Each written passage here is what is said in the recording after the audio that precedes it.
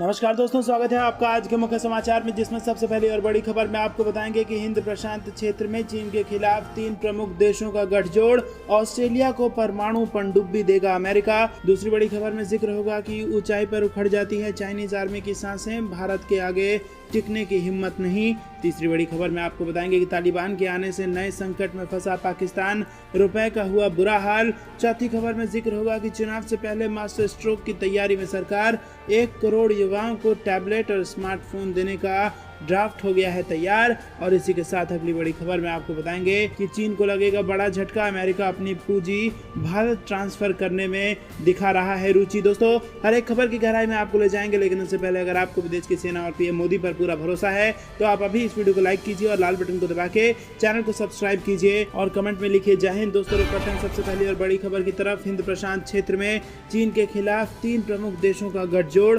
Australia को परमाणु पनडुब्बी देगा अमेरिका। जी हाँ दोस्तों, आपको बता दें कि ये बेहद बड़ी खबर निकल के आ रही है। हिंद प्रशांत क्षेत्र में नई चुनौतियों का मुकाबला करने और चीन के खिलाफ मजबूती से खड़ा होने के लिए अमेरिका, ब्रिटेन और ऑस्ट्रेलिया ने एक नए त्रिपक्षीय गठजोड़ की घोषणा कर दी है। समझौते के तहत ऑस्ट्रेलिया को परमाणु पनडुब्बी से लैस किया जाएगा।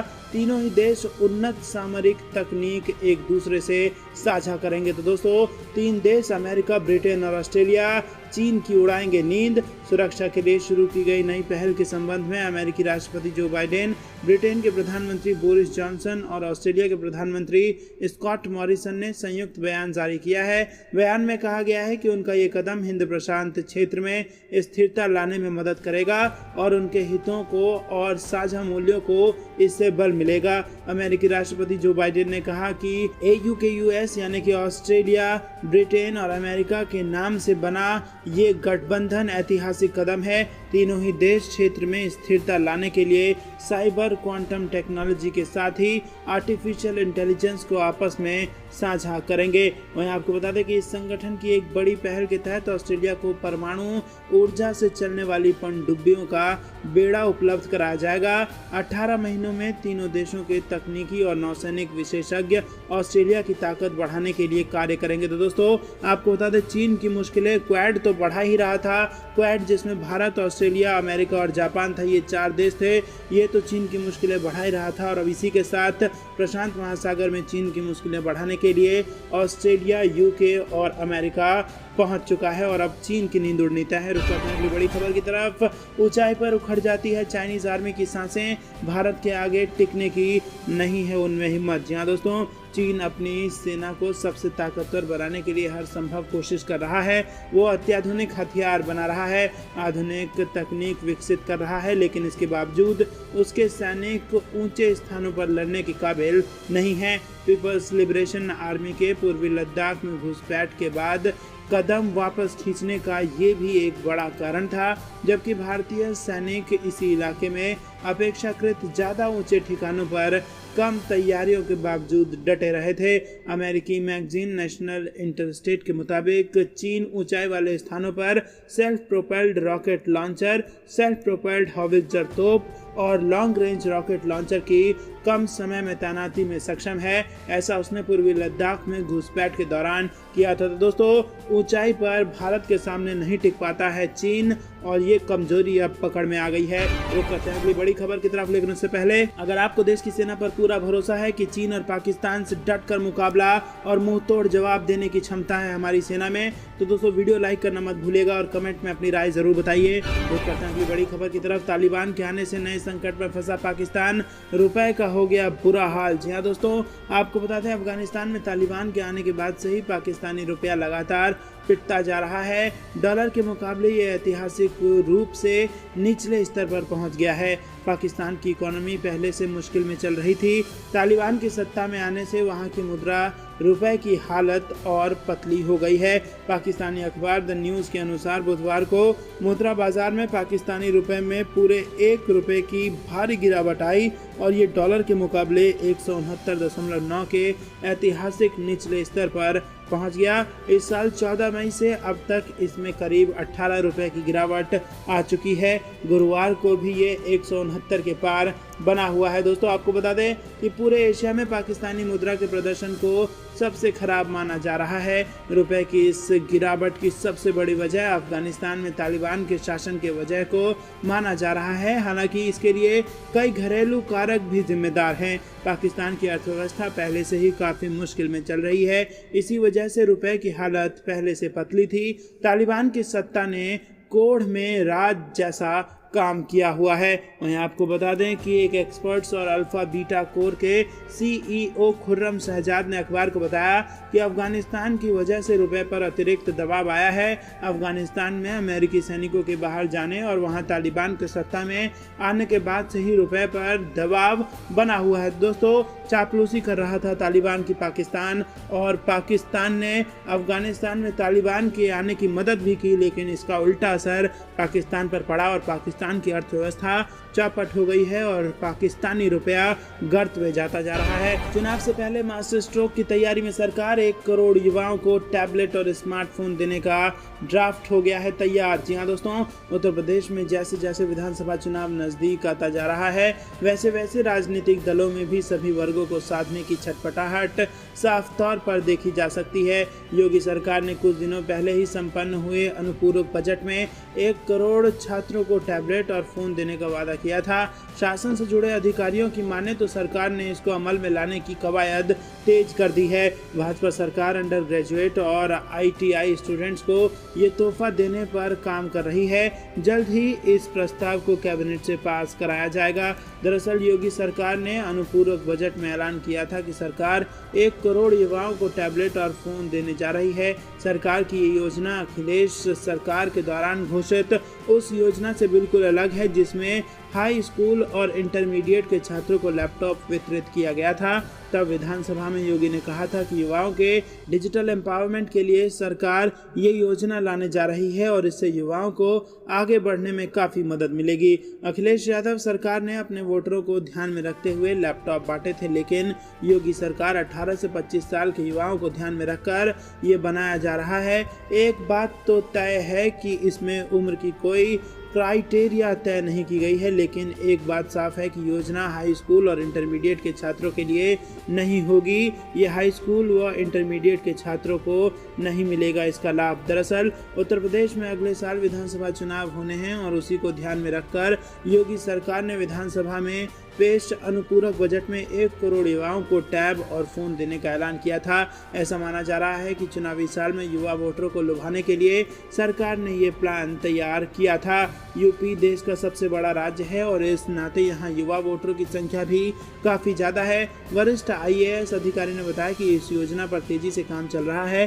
कुछ दिनों के भीतर ही इसका ड्राफ्ट तैयार कर लिया जाएगा और इसे पूरी तरह से मंजूरी के लिए कैबिनेट के पास भेज दिया जाएगा। कैबिनेट से मंजूरी मिलने के बाद इसे अमल में लाया जाएगा। तो दोस्तों, ये बेहद बड़ी खबर उत्तर प्रदेश से निकल के आ रही है। चुनावी माहौल में लाभ मिल सकता है स्मार्टफोन और टैब का। योगी सरकार देने जा रही है 1 करोड़ से ज़्यादा टैबलेट और स्मार्टफोन। रुक करते हैं अगली बड़ी खबर की तरफ, लेकिन उससे पहले कि आपको भी ऐसा लगता है कि वाकई में उत्तर प्रदेश में दोबारा बनेगी योगी सरकार, हाँ या ना, में अपनी राय बताइए। रुक करते हैं अगली बड़ी खबर की तरफ। चीन को लगा बड़ा झटका, अमेरिका अपनी पूंजी भारत ट्रांसफर करने में दिखा रहा है रुचि। जी हाँ दोस्तों, चीन ने पिछले 2 दशकों में बहुत तेजी से ग्रोथ की है। दुनिया के सभी विकसित देशों ने चीन में निवेश किया है, लेकिन अब कोरोना काल की शुरुआत के बाद से ही बहुत सारे देश चीन की नीतियों को देखते हुए वहां से अपनी पूंजी निकालना चाहते हैं। अमेरिका भी उन्हीं देशों में से एक है। सड़क परिवहन और राजमार्ग मंत्री नितिन गडकरी ने कहा कि अमेरिका ने अपने पूंजी को चीन से भारत ट्रांसफर करने में अपनी रुचि दिखाई है। महाराष्ट्र के नागपुर स्थित एक संस्था में आयोजित हुए कार्यक्रम में बोलते हुए गडकरी ने कहा कि 8 दिन पहले एक बैठक के दौरान भारत में अमेरिकी राजदूत ने मुझसे कहा कि अमेरिका अपनी पूंजी को चीन से भारत ट्रांसफर करने में रुचि रखता है। वो भारत की प्रगति और विकास के लिए अपनी प्रौद्योगिकी और पूंजी के साथ हमारा समर्थन करना चाहता है। उन्होंने आगे कहा कि भारत के ह्यूमन इंटेलेक्चुअल को पूरी दुनिया में अच्छी तरह से पहचाना और सराहा जाता है। सतत आर्थिक विकास के लिए पूरी दुनिया भारत की ओर देख रही है। गडकरी ने कहा कि हम आत्मनिर्भर पहल के तहत युवाओं को प्रोत्साहित और समर्थन कर रहे हैं। आत्मनिर्भर Bharat, make in India, startup India जैसी सक्रिय योजनाएं युवाओं को अपने नवीन विचारों और अवधारणाओं के माध्यम से राष्ट्र को बदलने के लिए प्रोत्साहित कर रही हैं। देश में तकनीकी विकास पर प्रकाश डालते हुए गडकरी ने कहा कि प्रधानमंत्री नरेंद्र मोदी ने मुझे कैबिनेट बैठक में सुझाव दिया था कि पहाड़ी क्षेत्रों में सेब की खेती में ड्रोन तकनीक का इस्तेमाल किया जा सकता है। तो दोस्तों, ये बेहद बड़ी खबर निकल के आ रही है। चीन को लगने वाला है बड़ा झटका और भारत आने वाला है अमेरिकी निवेश। रुक करते हैं अगली बड़ी खबर की तरफ। चीन जिससे चिढ़ता है वही बात पीएम मोदी ने शी जिनपिंग के सामने कही। जी हाँ दोस्तों, आपको बता दें प्रधानमंत्री मोदी ने चीनी राष्ट्रपति के सामने कहा कि कोविड महामारी की उत्पत्ति की पारदर्शी जांच होनी चाहिए।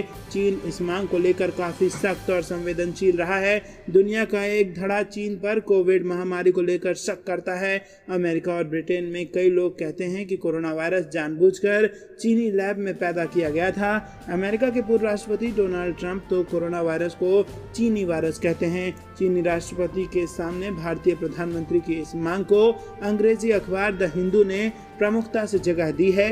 इसी हफ्ते एक बार फिर से पीएम मोदी और राष्ट्रपति Xi Jinping Shanghai cooperation organisation summit में वर्चुअली मिलने जा रहे हैं। तो दोस्तों, इस बात से चिढ़ता है चीन जब कोई देश कहता है कि कोविड-19 महामारी की निष्पक्ष जांच होनी चाहिए, पारदर्शी जांच होनी चाहिए, क्योंकि चीन को ये पता है कि जिस दिन निष्पक्ष और पारदर्शी जांच होगी उस दिन चीन की गर्दन दुनिया के हाथों में होगी। और आपको बता दें, जिस बात से चिढ़ता है चीन वही काम कर दिया है पीएम मोदी ने और मुंह पर कहा है कि कोविड-19 महामारी की निष्पक्ष जांच होनी चाहिए। एससीओ समिट ताजिकिस्तान की राजधानी दुशांबे में होने जा रहा है। इसमें शामिल होने के लिए भारतीय विदेश मंत्री एस जयशंकर और चीनी विदेश मंत्री वांग ही गुरुवार को दुशांबे पहुंच भी रहे हैं। द हिंदू की रिपोर्ट के अनुसार अगर भारत कोरोना वायरस की उत्पत्ति की जांच की मांग फिर से उठाता है तो दोनों देशों में लाइन ऑफ एक्चुअल कंट्रोल पर 17 महीनों से जारी विवाद और बढ़ सकता है। इसी के साथ इस बार 9 सितंबर को आयोजित ब्रिक्स समिट की मेजबानी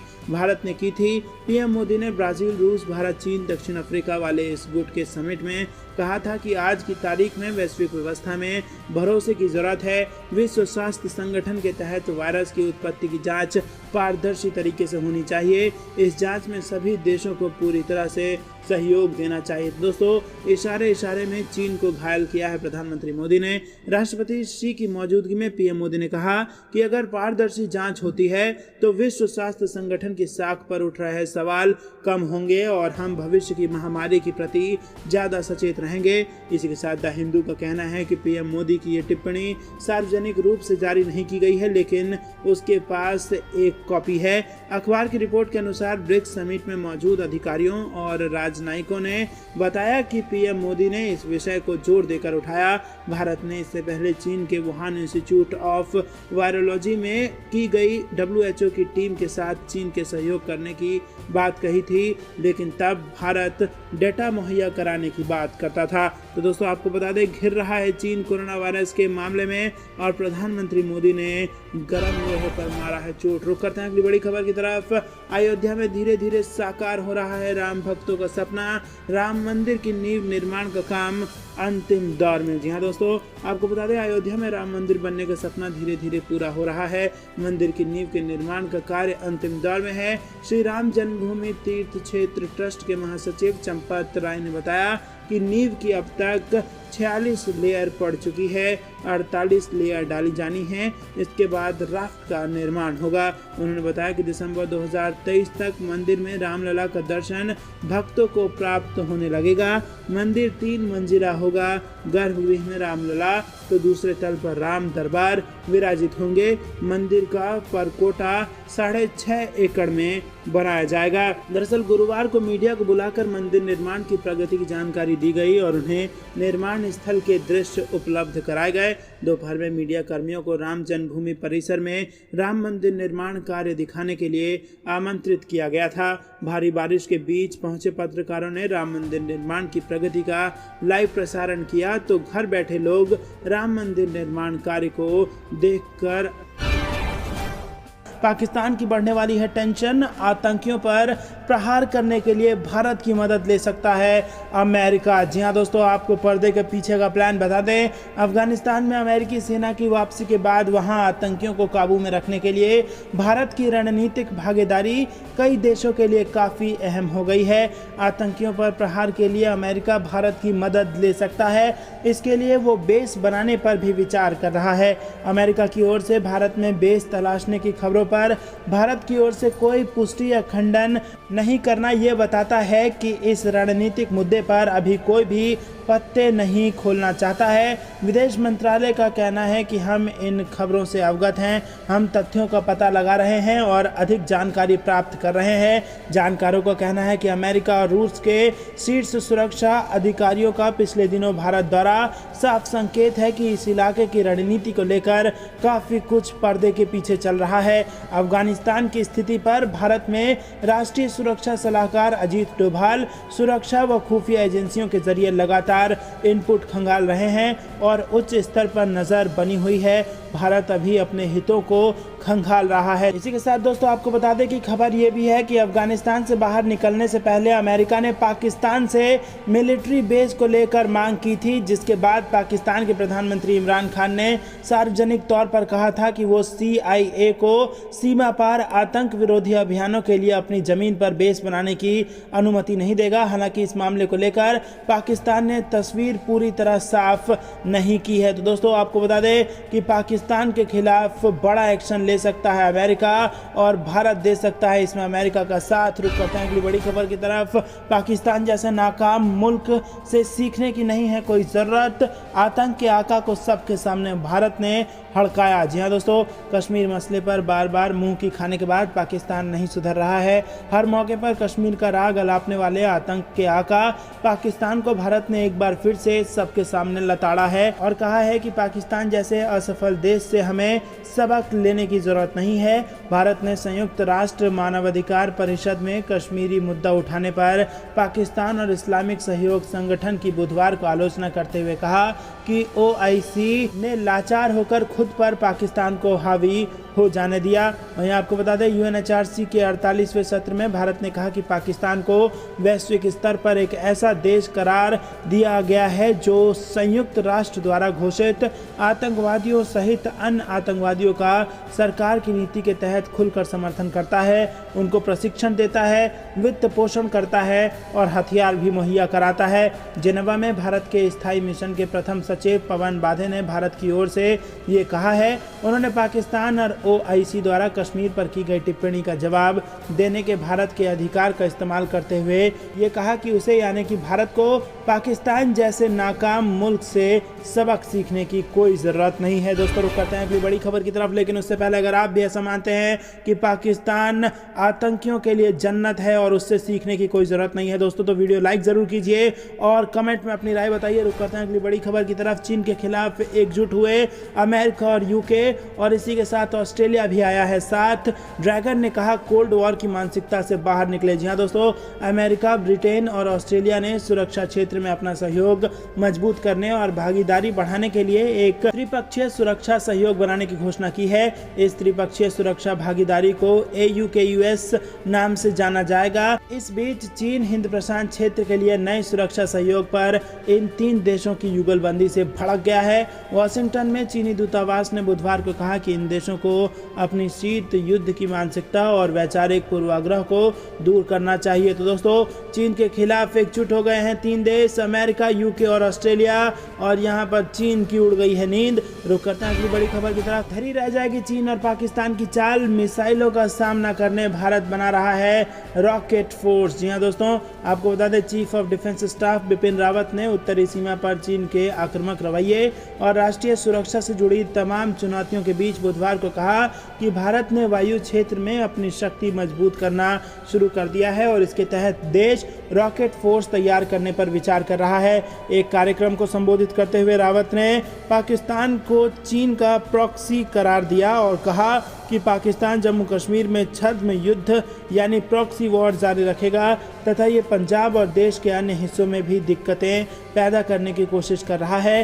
प्रमुख रक्षा अध्यक्ष ने उत्तरी सीमाओं पर चीन के आक्रामक रुख को रेखांकित करते हुए कहा कि चाहे वो प्रत्यक्ष आक्रामकता हो या तकनीक के जरिए हो, हमें हर स्थिति के लिए तैयार रहना होगा और ये तैयारी तभी हो सकती है जब हम साथ काम करेंगे। उन्होंने कहा कि कूटनीति, सूचना, सैन्य और आर्थिक कौशल के बाद टेक्नोलॉजी को राष्ट्रीय शक्ति का 5वां स्तंभ माना जाना चाहिए। भारत की वायु शक्ति को मजबूत बनाने के कदमों का जिक्र करते हुए उन्होंने कहा कि हम रॉकेट फोर्स तैयार करने की तरफ देख रहे हैं। हालांकि उन्होंने इस योजना के बारे में विस्तृत जानकारी अभी नहीं दी है। तो दोस्तों, ये थी दिन भर कुछ बेहद जरूरी और बड़ी खबरें। अंत तक बने रहने के लिए बहुत बहुत धन्यवाद। देख रहे थे आपका अपना चैनल द इंडियन टीवी। जाने से पहले वीडियो को लाइक और लाल बटन को दबा के चैनल को फ्री में सब्सक्राइब करके घंटी बजाकर कमेंट में जय हिंद जरूर लिखिएगा। जय हिंद, जय भारत।